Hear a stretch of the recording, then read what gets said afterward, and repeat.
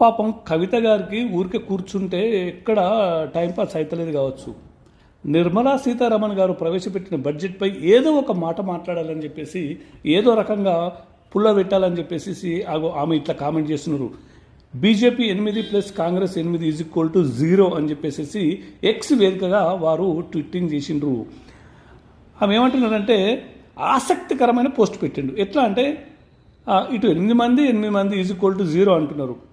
అంటే వీళ్ళు 8 మంది ఎంపీలు 16 మంది ఎంపీలు లోక్సభలో ఉన్నప్పటికీ యూనియన్ బడ్జెట్లో తెలంగాణకు 8 రూపాయలు కూడా తీసుకురాలేదని చెప్పేసి ఆమె అంటున్నారు. పైగా 0 నిధులతో కేంద్రం మరోసారి తెలంగాణకు చేయి చూపించిందని అన్నారు.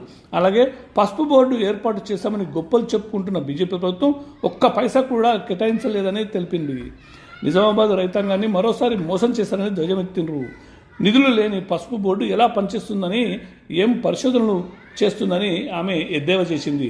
సో కవిత గారు మొన్నటి వరకు జైల్లో ఉండి వచ్చిండ్రు.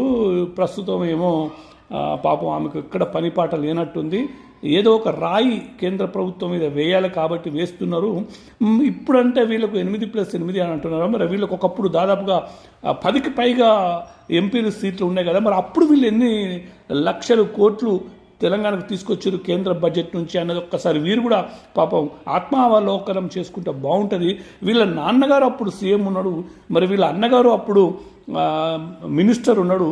అప్పుడు మరి ఈమె సాక్షాత్తు వీళ్ళ బావగారు అప్పుడు ఫినాన్స్ మినిస్టర్ ఉన్నాడు.